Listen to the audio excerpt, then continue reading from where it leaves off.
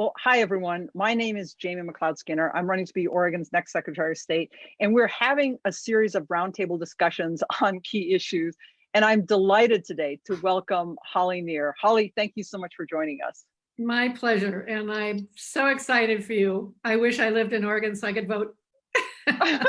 Well, thank you. That's very kind. When Holly and I were talking about having this conversation, you were talking a lot about really wanting to focus on the impact of this time on the COVID-19 pandemic on artists. And so that's really going to be the basis for our conversation today. Those of you who are joining the conversation and wanted to add, especially those of you who are in the arts community, please feel free to type in questions in the comment section. And then we're going to talk about the issue a little bit, and then we're going to open up to your questions.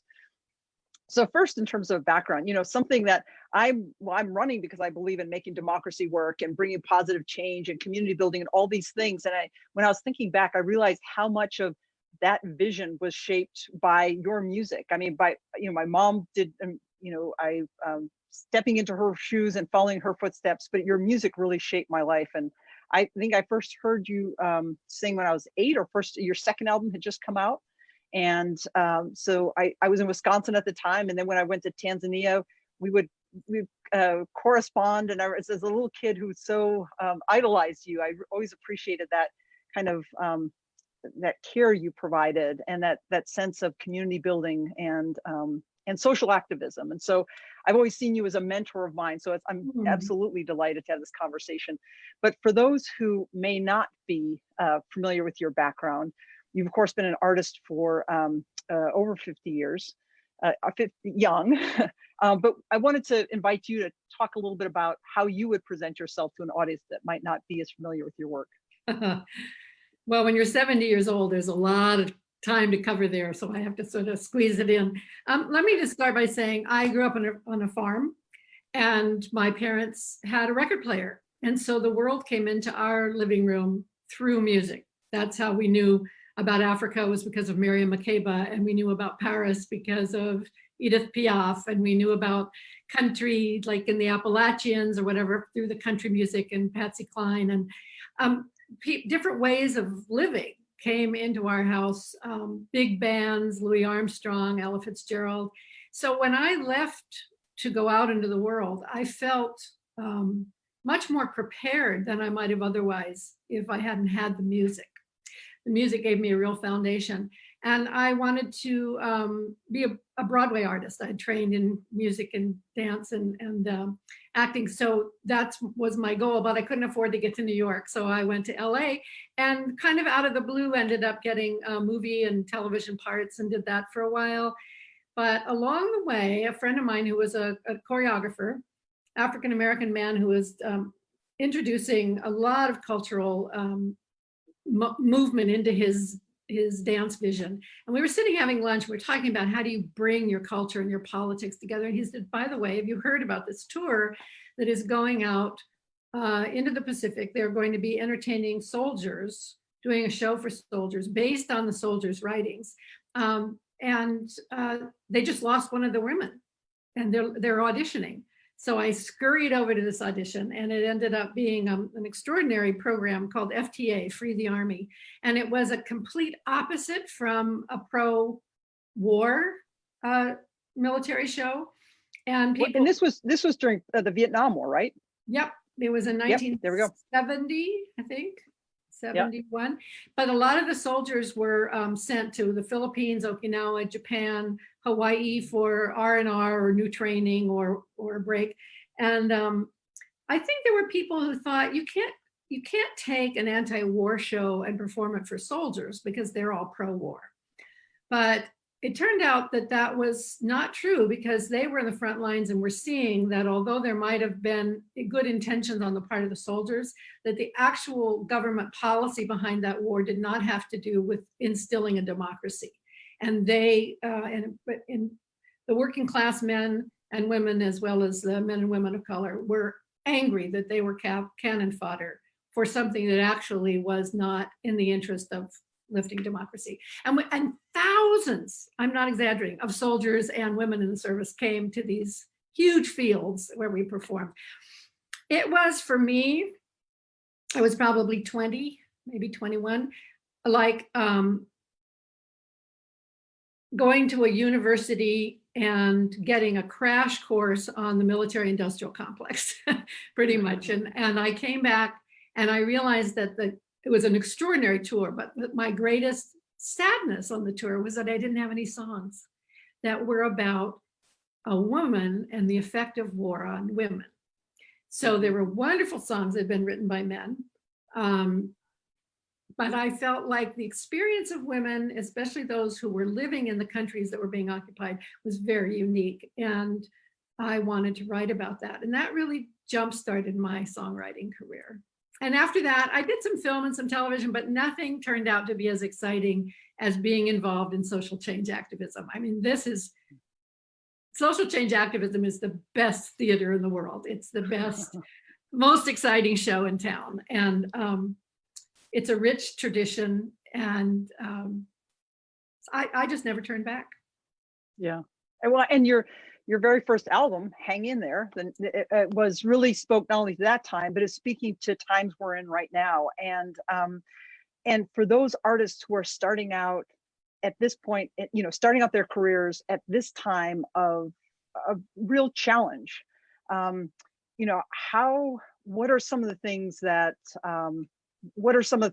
they may be facing, and what are the ways that we can make sure that as we're talking about our great appreciation in the time of COVID-19 for our healthcare providers, I mean, from doctors and nurses and janitors and frontline staff to those providing food, from folks in the fields to those grocery clerks and truckers and all those who were getting a lot of appropriate attention right now, hearing about our gratitude for them taking care of us while we get through this really tough time.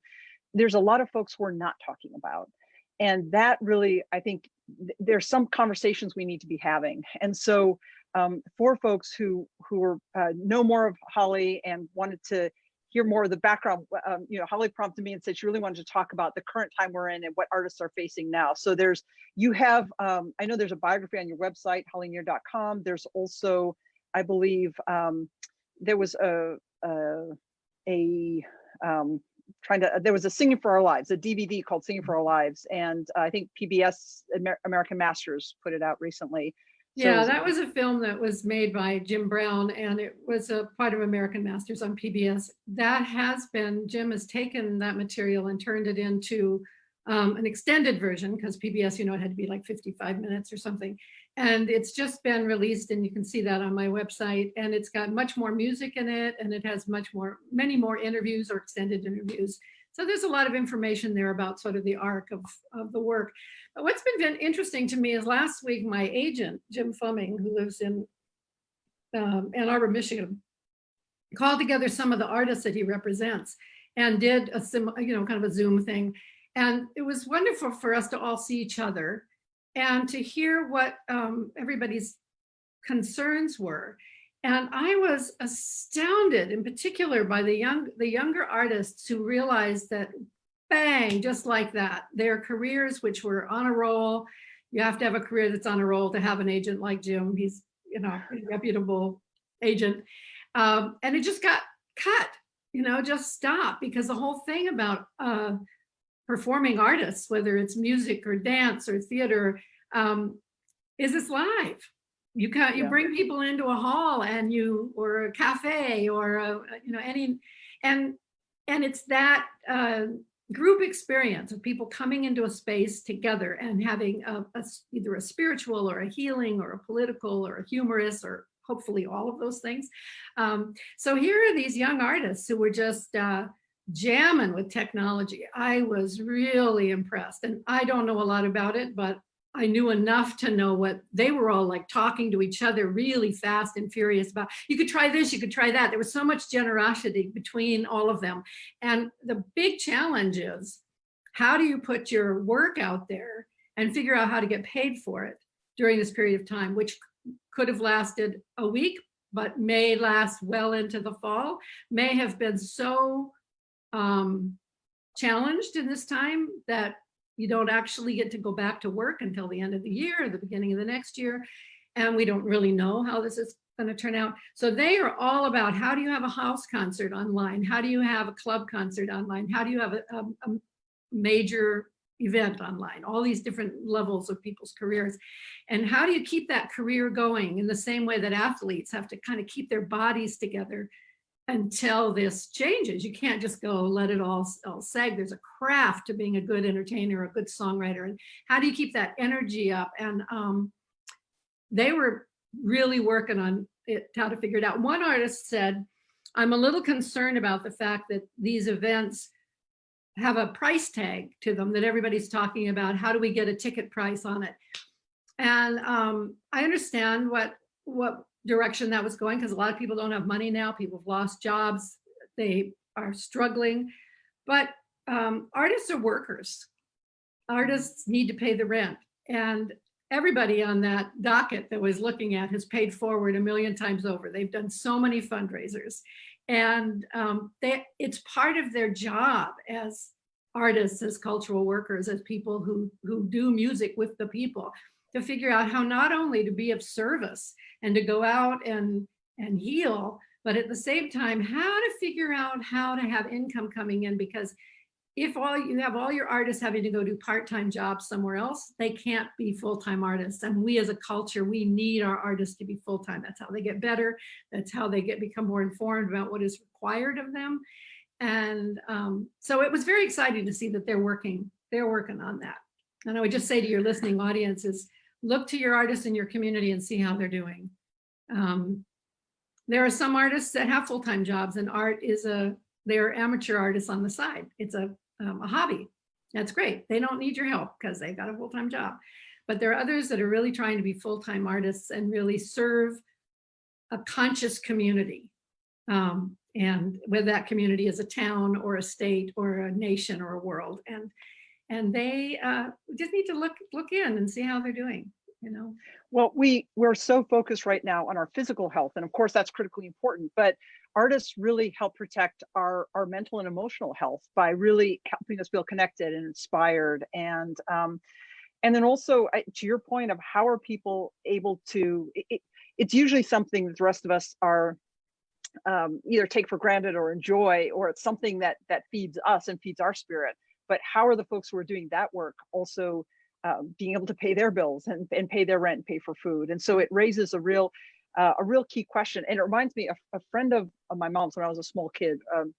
A friend of hers was from Holland, a Dutch artist, and the Dutch government would actually give their artists a stipend because they recognize the importance of culture as part of the health of a nation.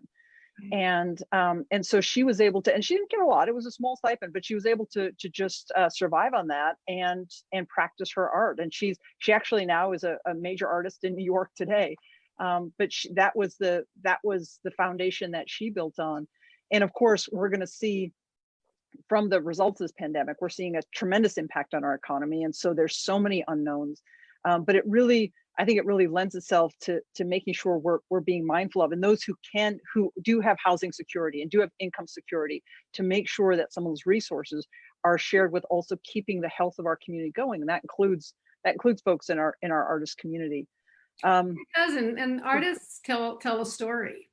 Going way back to the shamans and the storytellers in a community, they were telling visions and dreams. They were also telling the news, and they were also documenting the past. They had this extraordinary job of all those three kinds of things, and that hasn't changed. The idea of gathering around a fire or in a theater is a story is going to be told, and you sit up in your seat when the lights go down and you get all excited about what is going to happen here. And there's a craft that is involved if you're a performer, whether it's in music or theater or dance, is that when those lights go down, that you also lift up and say, how do I hold this story and go out and send it out to people in the most magical and powerful and beautiful way that I can, even when it's tough theater, even when it's about hard stuff, even if it's about a Holocaust or about prison system, you still have to go out there and say to the audience, this is a story I want to tell you. Mm-hmm. And you tell it in such a way that the audience is educated and inspired and And hopefully when they leave that space, they go out feeling more empowered than they did when they came in. And in some cases, they will actually say to themselves, I want to be part of this. What could I do? How could I look at our prison system? How can I look at our health system? How can I look at GLBTQ events and see how could I participate in the upcoming Pride? How can I be part of supporting the farm workers? How can I, if there's a song in there about any one of those things, the audience can go, huh, I hadn't thought about that in a long time, if ever. And it's a wonderful thing, the arts. It's not new, and it's not easy to be good. It's really not easy to be good. Then there's also this other kind of art, which I want to say for sure, is that's people who are do not think of them as high level storytellers and the shamans, the spiritual healers, who are just love to make music, or they just love to dance, or they love to tell stories. And there is a huge necessity for that as well, just good old-fashioned community art, because art in the schools or the community or the church or the temple, wherever you are, is such a way to bring people together and to heal our hearts and to teach.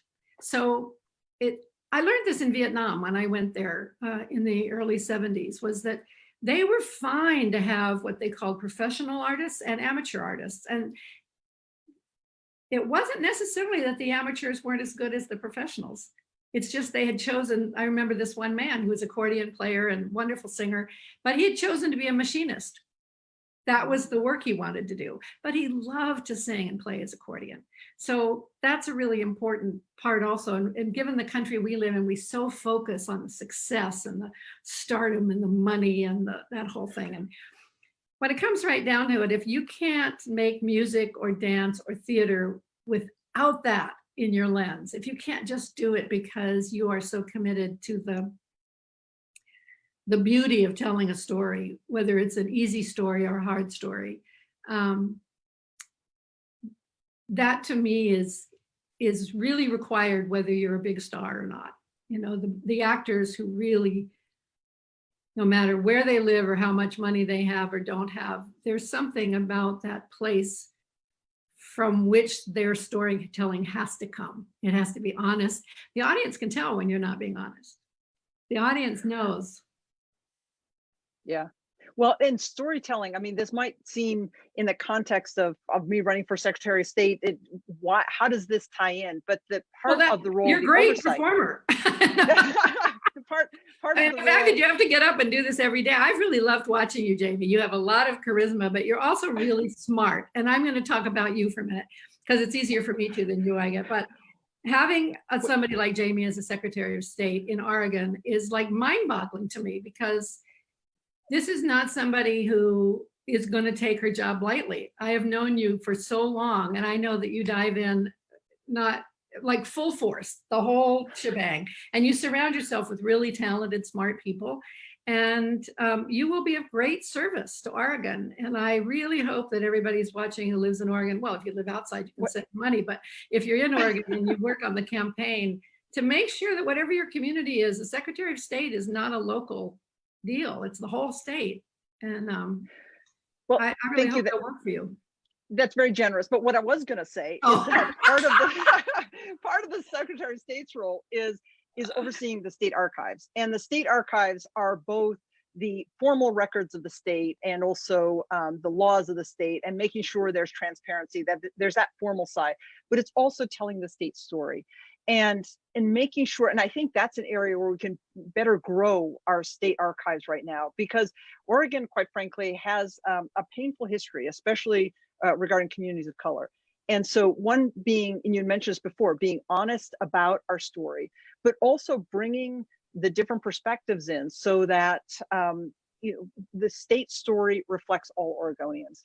And as one example, Oregon used to have the third largest Chinatown in the United States in John Day. I mean, we have this rich history. There's a great, I often, when I'm talking to folks, refer to the cultural center, the Four Rivers Cultural Center in Ontario, Oregon. It's in far eastern Oregon, literally a few minutes from the border with Idaho.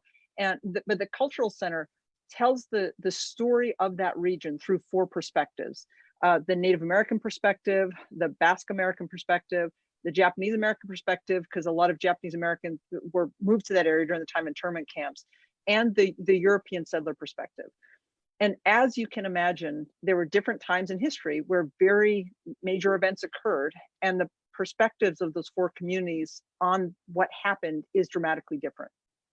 And so when I'm talking to folks, I always like to kind of ask the rhetorical question, okay, which perspective is right? And of course, they all are, because they're people's own experience.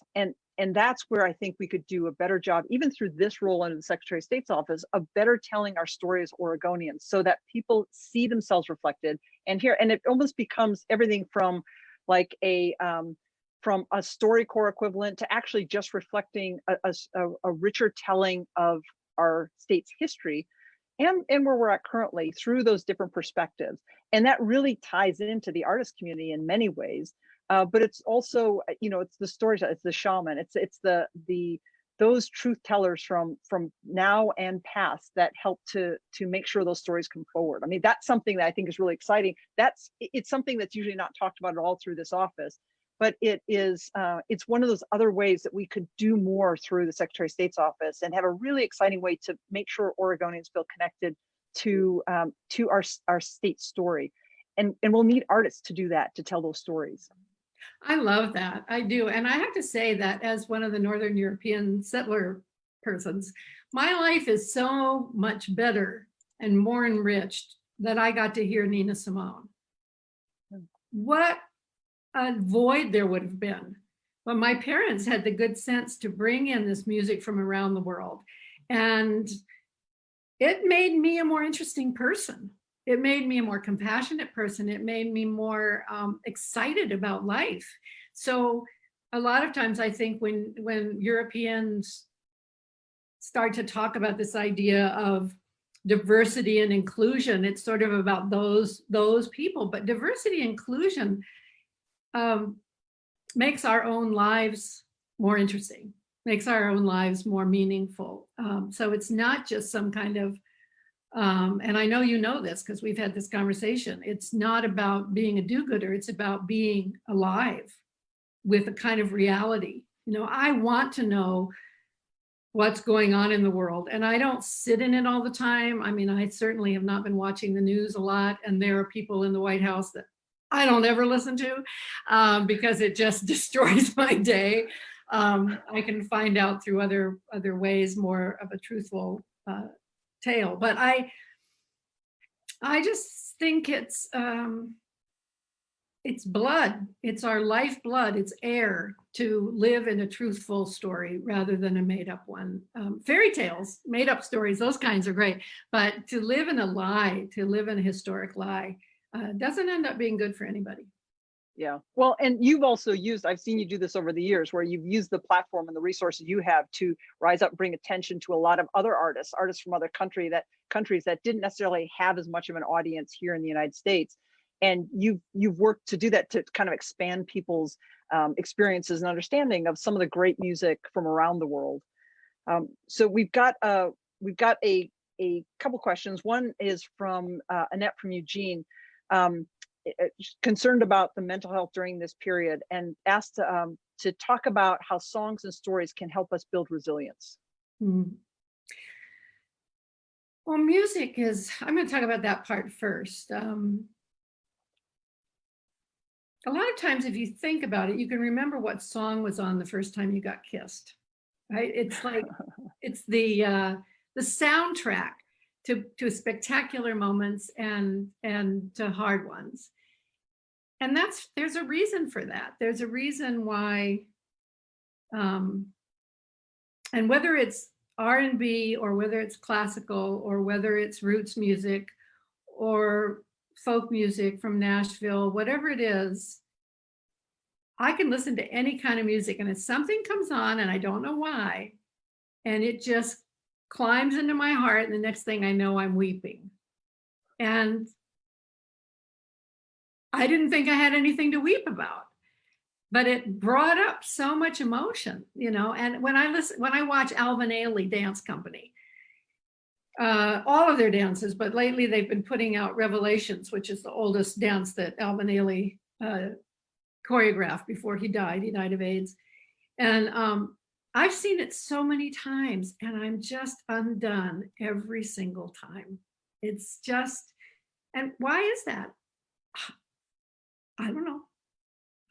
But I wouldn't want to do without it.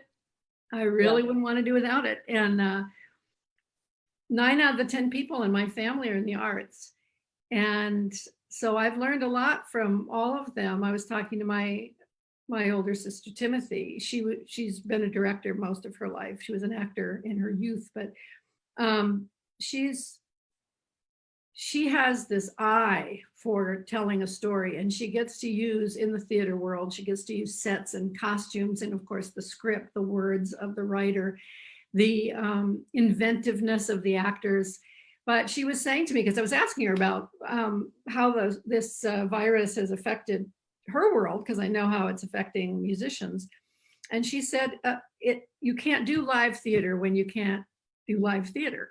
It's just, you got to have the people together, even if you're just outdoors and it's a bunch of clowns that tell a story, or whatever it is, you got to have that artist relationship. And what is it that when somebody is out in the street starts doing something as a busker, that a crowd gathers? What is that? What is it that makes us want to get close to each other when a story is being told, or a trick is being done, or a movement is happening? And so your caller, or whoever wrote in, is on the right path.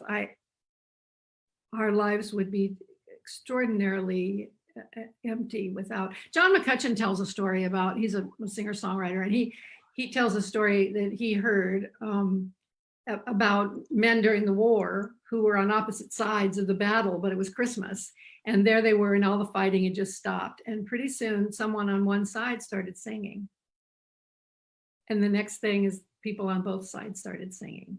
And for just a moment, the way I understand the story is they came out of their hiding places, and greeted one another for just that moment. Yeah.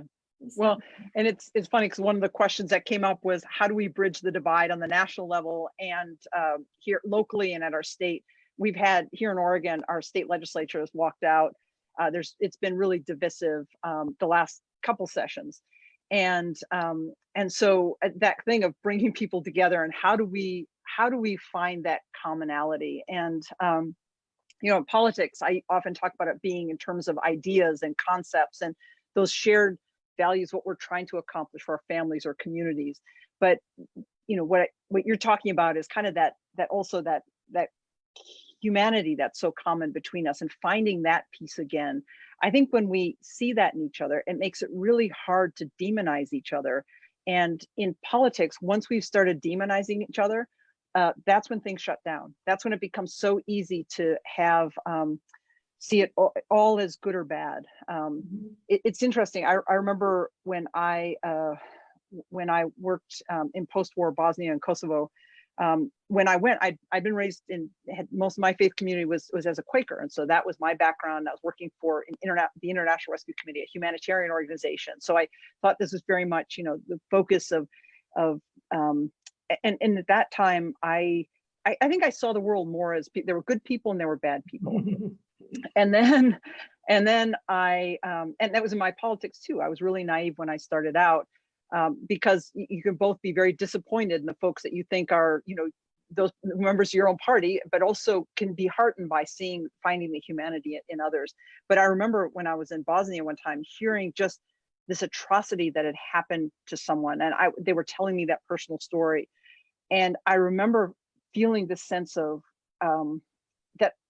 a rage, of both an absolute compassion of the person, but the sense of rage that had that happen to my own sister, my own family, that that ability for people to be drawn into that anger and against each other. And so it really struck me that we really have this choice on some levels to whether we kind of engage and create more of that conflict, or whether we choose to really, even if we're feeling that anger or frustration inside, whether we choose to try to still see that humanity in the other person and try to still really move through it and try to keep a perspective on that end goal of trying to accomplish something together, or work together, or having to work together to care for our communities or do something good in the long run. And it can sometimes be really frustrating, but I get frustrated when I see the potential for us to be working together on things and to see it break down. Here in Oregon, we have this expression called the Oregon way, and it's harkens back to a time when classically Democrats and Republicans could sit down and work together on issues. And but I've been saying we kind of need an Oregon way 2.0, because we need a more inclusive and a more equitable Oregon way, because even that way, while it worked for some, not everyone was included. So how do we work to make sure we're moving forward, we're working together, we're still being true to our values, but we're finding ways to bring people in, recognize the humanity in another person, and then try to work with them to accomplish some of these bigger goals. Just jumping down, actually related to that, someone asked about environmental justice as a social movement, and asking us to talk about the importance of environmental and social justice advocacy. And this, I think, is incredibly important and very timely now. We're seeing articles, and unfortunately, we don't collect this data here in Oregon, but the states that do collect it, we're seeing how disproportionately COVID-19 is impacting, especially the African-American community, the Black community. And that ties into that greater susceptibility to a respiratory disease if there's been environmental racism. So can you just, I know you've worked on, wow, I'm thinking back to a couple different things, but in your time of working on some of the environmental justice work that you've done, and any ideas or suggestions you have for people, because of course the climate crisis is now so timely, and really, the need to have artists and young folks step up and provide them with leadership roles so they can lead where we failed on some of these things. It's interesting. It's not comfortable, but it's interesting to know that the Earth is actually getting a little break right now, because we're all having to stay home and the airplanes aren't flying and the industries are having to shut down. And we weren't willing to do that before, it's been kind of forced. But it'll be interesting to see how those people who sort of study the environment discover, like right now they say LA, the air has never been so clean, right? It's just like there's nobody out driving. But I think that this isn't quite answering your question or the person who wrote in, but it took me a long time to realize that it makes it so much easier, as hard as it is, if everybody's at the table at the beginning. Yeah.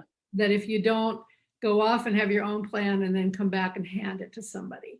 So I've worked a lot with people in Chile. I got involved in that when the military coup happened in the early 70s, and have been involved with, in touch with people down there for all that time.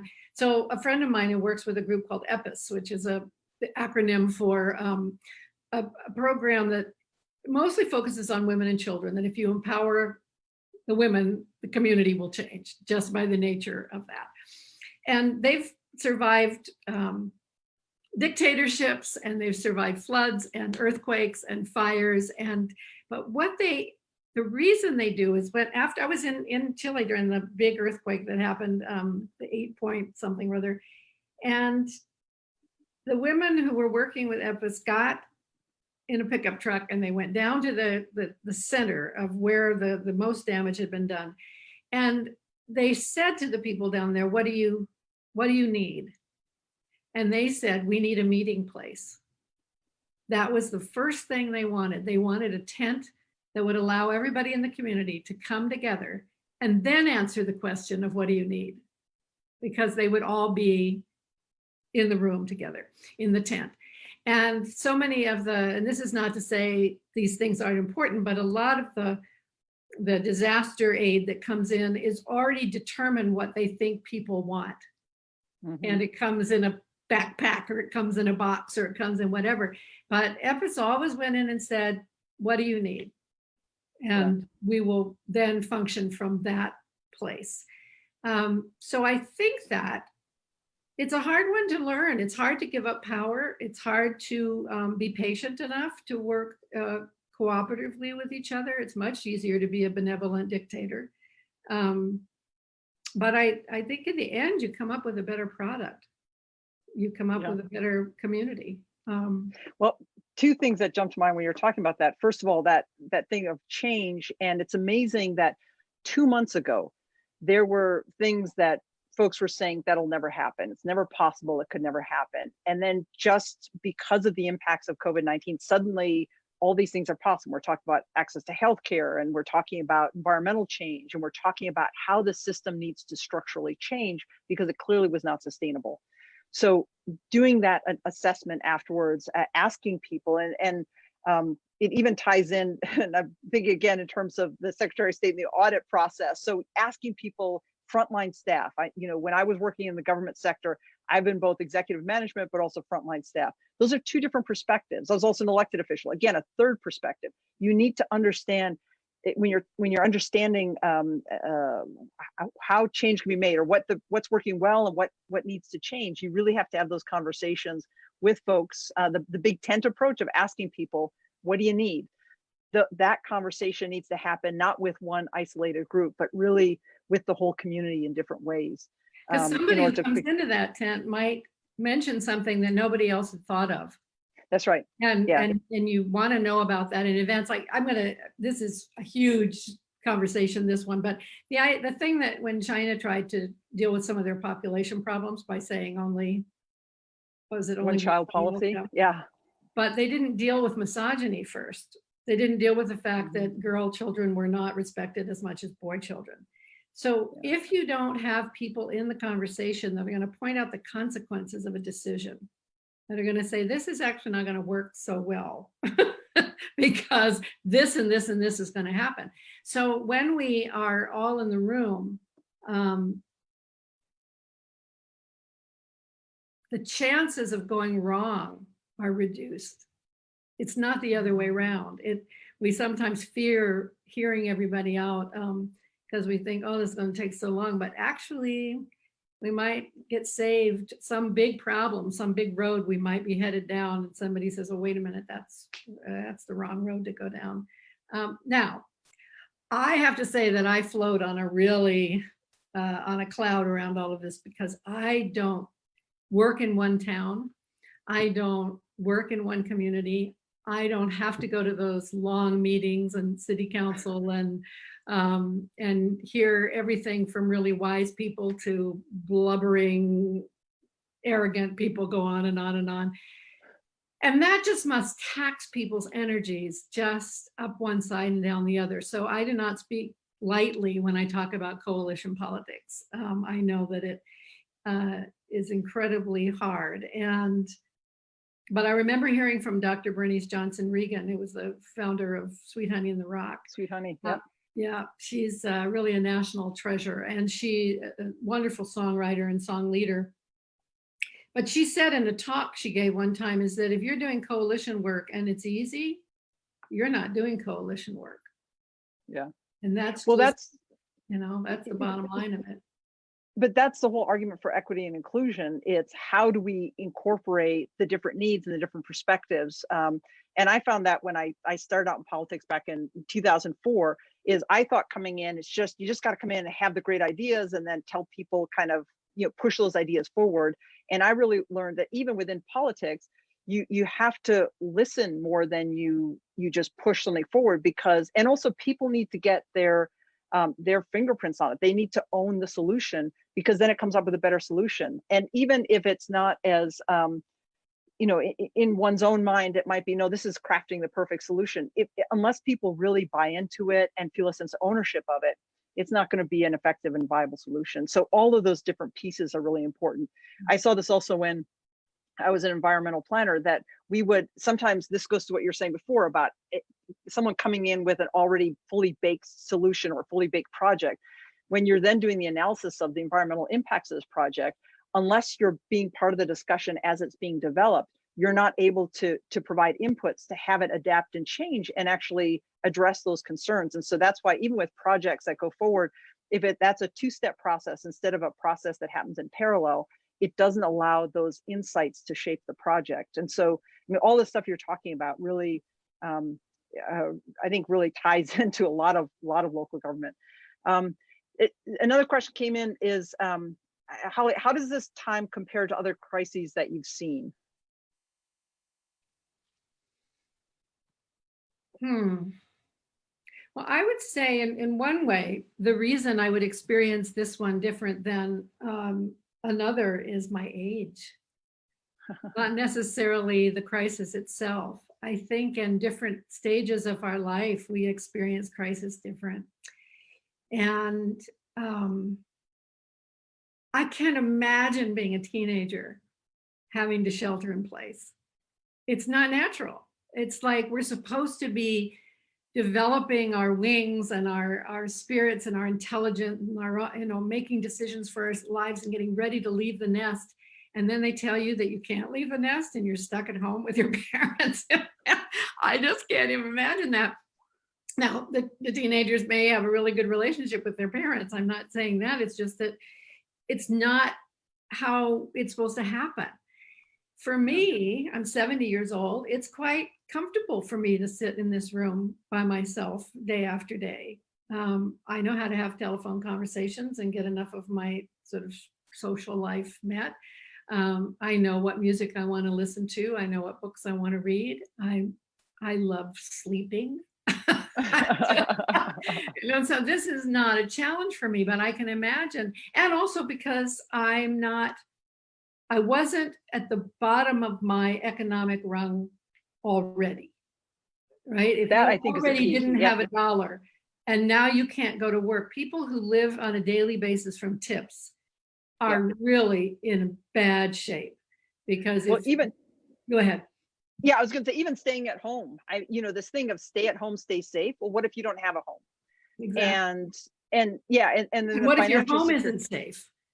Yeah. What if, and there's some apartments in New York where I know there are 2 or 3 families live together and the alpha males can barely make it through a day in good times, when this isn't happening. And they love summer because people can go outside and not have to be on top of each other. But for economic reasons, they all live in one place. I just can't imagine how that's working right now. Yeah. Another question came up just to me about experiencing crisis management. I mean, I mentioned before working in Bosnia and Kosovo, and it was post-war, but there was landmines everywhere. It was still the social structure had not been reestablished, and there were a lot of rogue folks, a lot of illegal checkpoints that were set up, and a lot of kind of rogue gangs that were there at the time. And so my job was to make sure manage the reconstruction of these schools and hospitals, but also keep my team safe. And so we met regularly with the military, it's called the I4, the International Military Force, and local and regional partner agencies to make sure we were staying safe. Also, even in local government, I was both trained and drilled in what's called the NIM system, the National Incident Management System, where you prepare for how, as government, you respond to this type of situation. And one of the things I've been talking about is we can do it through the Secretary of State's role is after we've gone through this pandemic is looking back, do an audit of the process. What did we do well? What could we do better next time? And it's not to Monday morning quarterback what our governor has done, because she's taken some really positive steps and brought experts around her and considered her options and been decisive on things, provided information, made some tough decisions. She's gotten some flack from asking people to stay home, but that's also helped to dampen the curve and to decrease the rate of COVID spread. So we can look back and have that so that for next crisis that we face, we've learned from this one, which is really key. Another question's come in about how, what are stories or messages that you think we should be spreading to seed hope and resilience while acknowledging the deep challenges of this time? And specifically, what about music? I mean, what are some of your suggestions. What music do you turn to when you're in challenging times? But what's some of your advice also for helping, advising us how we can think about getting through these times? How have you gotten through other times before? When I was working with Inti Illimani, the Chilean ensemble, after a concert, I brought them to the United States for a tour. And after the concert, always a Chilean would show up, and either they'd open up a restaurant that they already had, or they'd invite us to their homes. But they were so excited that this Chilean group that were like big rock stars to them got to come to the United States. And it was after the coup. So Inti Illimani had been touring when the coup happened, and their family said, don't come home for a week or two. They've just killed Victor Jara, who was their major social change artist, theater director, musician. And but it turned out that Inti couldn't go home for 11 years. So they toured the United States, they toured France, they toured Europe, they toured all, and I think they were living in Italy. So we would go out and everybody would be laughing and eating and singing songs. And I said to one of the men, how is it that there is so much joy in this room when I know that members of your family have been picked up, murdered, disappeared, thrown off of bridges, thrown in torturous prisons? How does that happen? And he said, if you don't, you have to live the life that you're willing to die for. And if you don't, then the people who have died for it are completely disrespected. There's no honoring of the tragedies they went through if you don't continue to love the food, to love the culture, to love the music, to love the art. There was oftentimes there would be somebody that was sitting in the corner and painting, one or the other of us, while this party was going on, and then they come up and offer the painting to whoever they've been painting. And there was dancing, there was the cueca, and I learned a lot from that. I learned a lot that it's that we need to keep looking around. What is in our life that is worth dying for, and hold that up as best we can. So I think the arts have always helped people. One of the most successful projects when people go into the prison to do things is to go in and start a choir, to have a place for people to sing, or a poetry workshop. Any place in the hospitals, places where people are incarcerated or can't get out, that to take in music and art is the great healer. It is the great thing that that keeps people alive in a terrible time. So I think that it's been really hard for people to shelter in place, that is for sure. But it's given everybody a time to think about the questions that you're asking. Like, when we come out of this, what do we wish? Don't we wish we maybe had a better healthcare system? I mean, we look at all the people who are trying to survive taking care of us in hospitals, and I know there's nurses now who are just saying, if we don't get any help, we can't keep doing this. And they're going to be seen as the bad guy, because it means, how can you walk away from patients who are suffering? Well, it's like that old that thing that happens when you're on an airplane. You put on your own mask first and then you help somebody. So if you have nurses that are exhausted and dying and not making good decisions, it is actually their job to say, I can't do this anymore because I can't do my job right because I'm exhausted, or maybe even sick. So how do we want to look at our system, and why are people so scared about single payer healthcare? Or why are they so afraid? Why do they think that caring for each other is socialism? We have socialism around us all the time. If you're driving down a road, you don't have to stop in every block and put in a quarter in order to drive the next block. We actually put money together, and highways are built and people drive on them. And I talked to one woman one time who said, why should I have to pay taxes for education? I don't have any children. And I said, have you ever gone to a store, a locksmith, and in order to get a key fixed or whatever? And she said, yeah. And I said, and was there a skilled, crafted, intelligent person doing that, who knew how to count, who could take your money and give you change? they went to school. And this idea that we don't want us to have an intelligent, creative, mindful society to help take care of each other is just unbelievable to me. So maybe this will be a time when people look and say, well, maybe I got to quit being so afraid of the idea of living in a society where we take better care of each other. Maybe that's the other thing.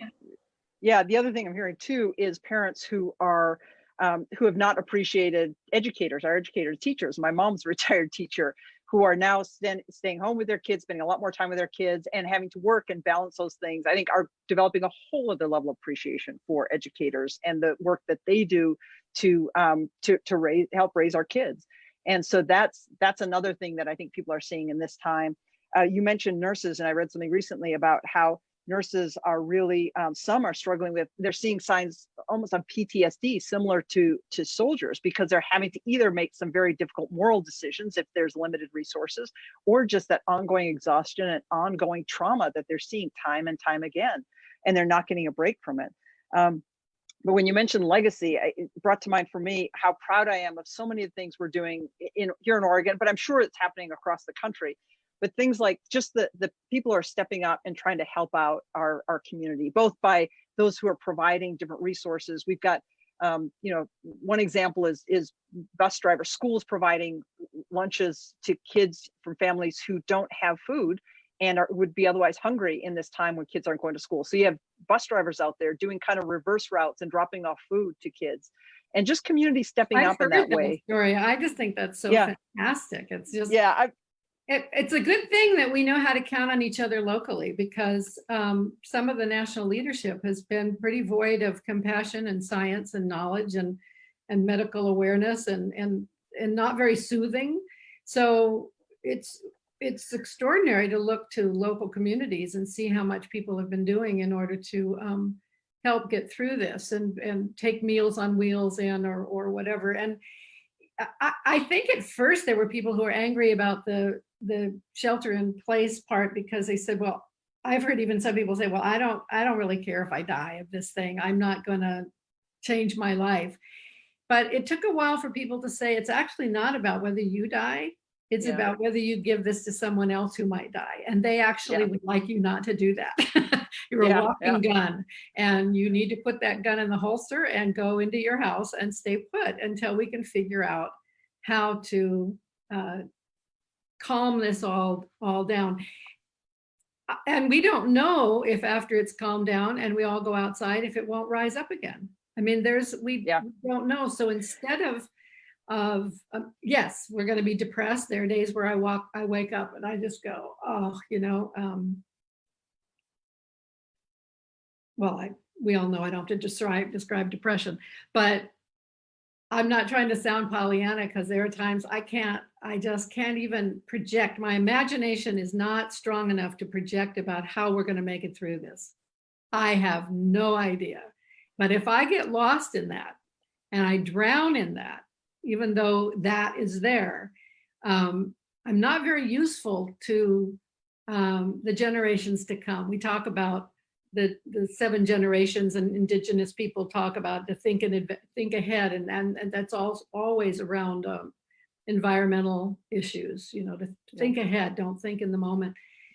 But I think that's true in terms of health as well. I think how do we get outside of ourselves enough to say, I am going to do everything I can to keep this environment, this town, this family, this in good health, mentally and spiritually and medically, so that there is a world for coming generations to live in. We don't want this to all fall apart. It's the only planet we know of that has life on it, and we get to be here. And so I think Alice Walker talks about how activism is how we pay rent for our right to be on the planet.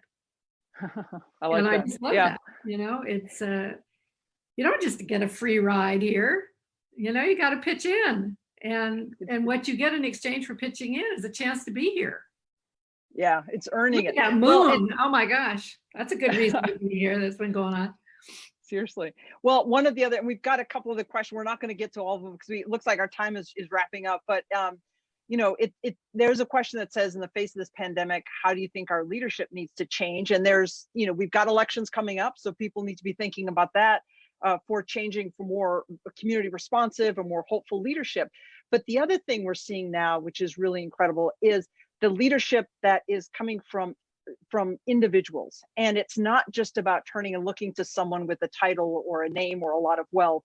The community building and the responsiveness and that compassion we're seeing from individuals is really a form of leadership, even for those who, like you're saying, who have the luxury of having a home but can stay at home and not keeping others safe by doing that. There's all sorts of individual leadership that's happening right now.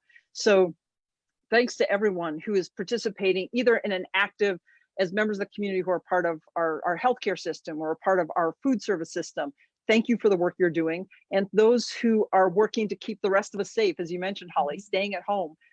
If you're able, that's a form of leadership as well.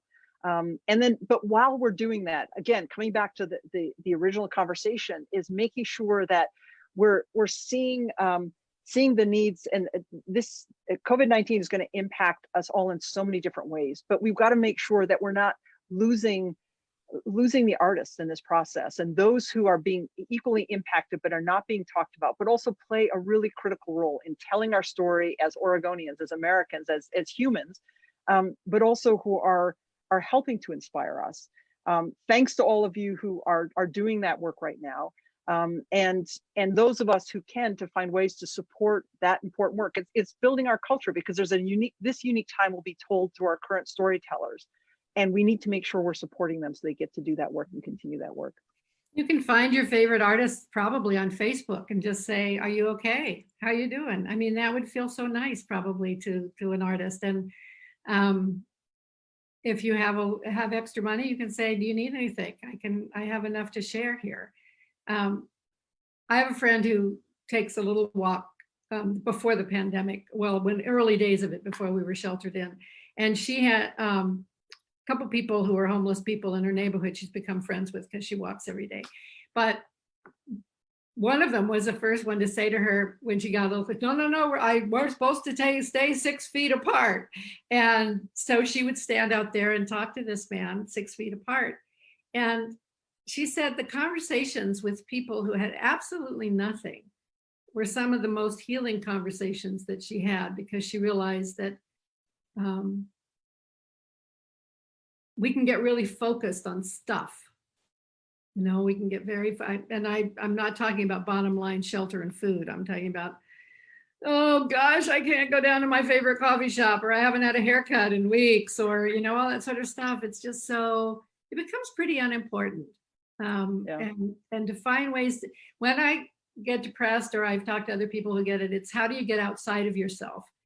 Call someone else, start to go towards someone else, and one's own stuff starts to lighten up a little bit, And I think that's where the song you mentioned early on in the talk, "I'm Willing," where it came from, is just to surrender to the willingness, where the song goes, "I am open and I am willing, for to be hopeless would seem so strange.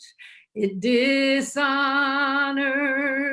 those who go before us. So lift me up to the light of change.